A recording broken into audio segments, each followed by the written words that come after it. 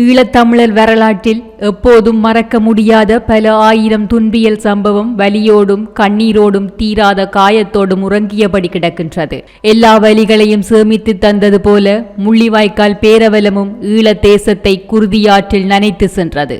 2009 ஆண்டு மே மாதம் இந்த உலக நட்பு நாடுகளும் எதிரி நாடுகளும் ஒன்றாக ஒரு நேர்கோட்டில் நின்று ஒரு இனப்படுகொலையை செய்தது என்றால் அது ஈழத்தமிழரின் முள்ளிவாய்க்கால் படுகொலையே.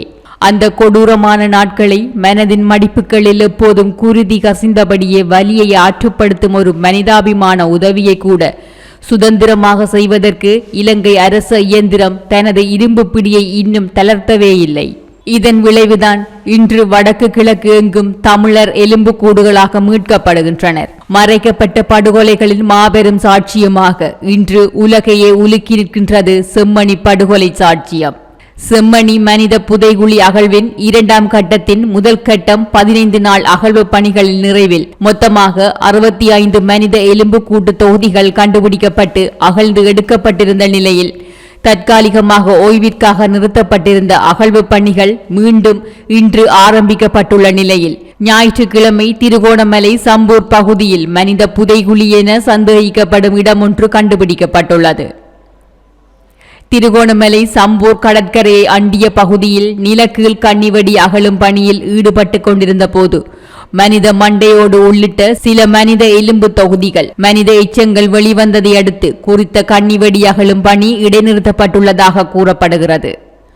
அவ்வாறு கண்டுபிடிக்கப்பட்டுள்ள இடம் தொடர்பிலும் சம்பூர் தொடர்பிலும் சற்று ஆழமாக உற்று நோக்கினால் இலங்கையில் நடந்த உள்நாட்டு போரின் கொடூரமான காலப்பகுதியையும் குறிப்பாக வடக்கு கிழக்கில் நடந்த மனித பேரவலங்களான மனித படுகொலைகளின் வரிசையில் கிழக்கில் சம்பூரில் நிகழ்ந்த படுகொலைகளின் பயங்கரத்தையும் அதன் நினைவுகளையும் மீண்டும் மக்கள் மனதில் எழுப்பியுள்ளதோடு அதற்கு நீதி கிடைக்குமா எனும் ஏக்கத்தையும் உண்டாக்கியிருக்கின்றது. கடந்த வியாழக்கிழமை மூதூர் சம்பூர் கடற்கரையோர பகுதியில் நிலக்கீழ் கன்னிவெடி அகழும் பணிகள் ஆரம்பிக்கப்பட்டிருந்தன. இந்த நிலையில் சம்பூர் சிறுவர் பூங்காவை அண்மித்துள்ள கடற்கரையோர பகுதியில் கடந்த ஒரு வார காலமாக MAG எனப்படும் கன்னிவெடி அகழும் நிறுவனம் தங்களுக்குரிய தளபாடங்கள் மற்றும் பொருட்களுடன் முகாமிட்டு கடந்த வியாழக்கிழமை முதல் கன்னிவெடி அகழும் பணியை தொடர்ந்தது.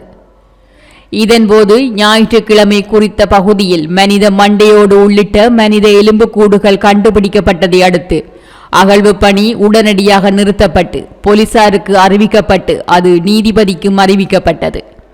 பின்னர் சம்பவ இடத்துக்கு சென்ற மூதூர் நீதிமன்ற பதில் நீதிபதி MM நஸ்லீம் குறித்த இடத்தை பார்வையிட்டதோடு கன்னிவெடி அகற்றும் பணியை எதிர்வரும் 23ஆம் திகதி வரை தற்காலிகமாக இடைநிறுத்தி வைக்குமாறு உத்தரவிட்டிருந்ததோடு குறித்த பகுதியை நீதிபதியின் முன்னிலையில் அரச பகுப்பாய்வு திணைக்களம், சட்ட வைத்திய அதிகாரி, தொல்பொருள் திணைக்களம், புவி சரிதவியல் அளவை மற்றும் சுரங்கங்கள் பணியகம் ஆகிய திணைக்களங்களின் பிரசன்னத்துடன் எதிர்வரும் புதன்கிழமை அகழ்வதற்கும் உத்தரவிட்டுள்ளார். போலீசாரை குறித்த பகுதியில் பாதுகாப்பு கடமைகளுக்காக ஈடுபடுத்துமாறும் போலீசாருக்கு நீதிபதி உத்தரவிட்டுள்ளார். குறித்த அகழ்வு பணியின் போது சிதைவடைந்த மனித தலைப்பகுதி மற்றும் கால்களின் எலும்பு பகுதிகளே கண்டுபிடிக்கப்பட்டுள்ளன. குறித்த பகுதியை அண்மித்த பகுதியிலிருந்து சுமார் 40 மீட்டர் தூரத்தில் சம்பூர் படுகொலையின் நினைவாக அமைக்கப்பட்ட தூபியும் இருக்கின்றமை சுட்டிக்காட்டத்தக்கது.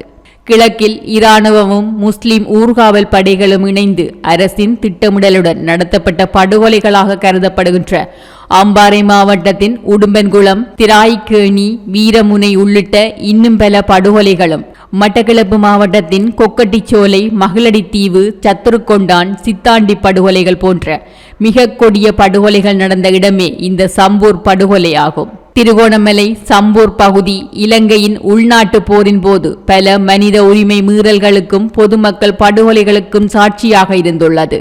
குறிப்பாக சுமார் 35 ஆண்டுகளுக்கு முன்னர் 1990ஆம் ஆண்டு ஜூலை மாதம் 7ஆம் திகதி சீருடை அணிந்த ஆயுதம் தாங்கிய படைகள் பிற்பகல் 2 மணியளவில் சம்பூரில் அமைந்திருந்த குடியிருப்புகளை நோக்கி துப்பாக்கிச்சூடு நடத்தின.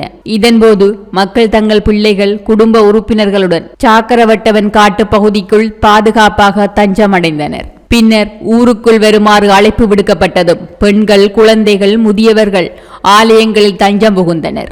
ஆனால் காட்டுக்குள் பதுங்கியிருந்த ஆண்களை பாதுகாப்பு படைகள் வெட்டியும் சுட்டும் எரித்தும் படுகொலை செய்தனர். இந்த கூட்டு படுகொலை இப்பகுதியில் நடந்த ஒரு கோரமான சம்பவம்.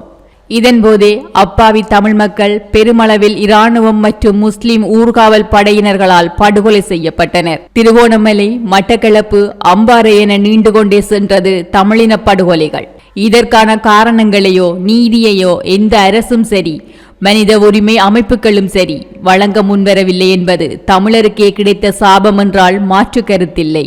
அரச இயந்திரமும் முஸ்லிமும் இணைந்து நடத்திய படுகொலையில் மிக முக்கியமான படுகொலை 1990ஆம் ஆண்டு ஜூலை மாதம் 7ஆம் திகதி முதல் 9ஆம் திகதி வரை 3 நாட்களில் ஏறத்தாழ 150க்கும் மேற்பட்ட அப்பாவி தமிழர்கள் சம்பூர் மண்ணில் படுகொலை செய்யப்பட்டனர். இந்த சம்பவங்களின் விளைவாக அப்பகுதி மக்கள் இடம்பெயரச் செய்யப்பட்டு அவர்களின் சொத்துக்களும் காணிகளும் கூட சூறையாடப்பட்டன.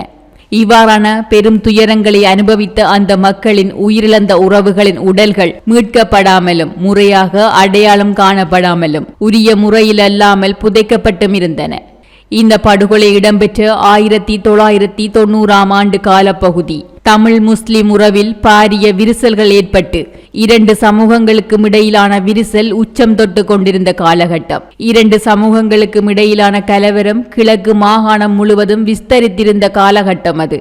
முஸ்லிம் ஊர்காவற்படையும் ஹிஜாத் என்கின்ற முஸ்லிம் ஆயுதப்படையும் ஸ்ரீலங்கா அரச படையினருடன் இணைந்தும் தனியாகவும் கிழக்கு மாகாணம் முழுவதும் தமிழரை வேட்டையாடி ஈவிரக்கமின்றி படுகொலை செய்த காலகட்டம் அது.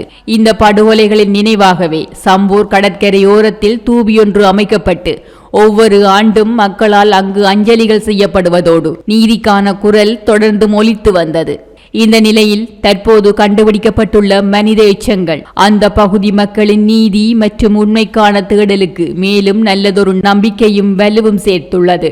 ஈழ மக்களுக்கு எப்போதுதான் நிம்மதியாக சுய நிர்ணய உரிமையோடு வாழும் வரம் கிடைக்கும் என்ற ஏக்கத்தில் 60 வருட போராட்ட வாழ்வின் காயங்களை தாங்கியபடி மக்களும் வாழ காலமும் எந்தவித தீர்வையும் எட்டிவிடாதபடி நகருகின்றதே மிகவும் துயரமாகும். இது போன்ற செய்திகளை தெரிந்து கொள்ள சமூகம் நியூஸ் சேனலை சப்ஸ்கிரைப் செய்து அருகில் உள்ள பெல் பட்டனை கிளிக் செய்யுங்கள். மேலும் இது போன்ற செய்திகளை உடனுக்குடன் தெரிந்து கொள்ள சமூகமீடியா.com என்ற இணையதளத்தின் வாயிலாகவும் எங்களுடன் இணைந்திருங்கள்.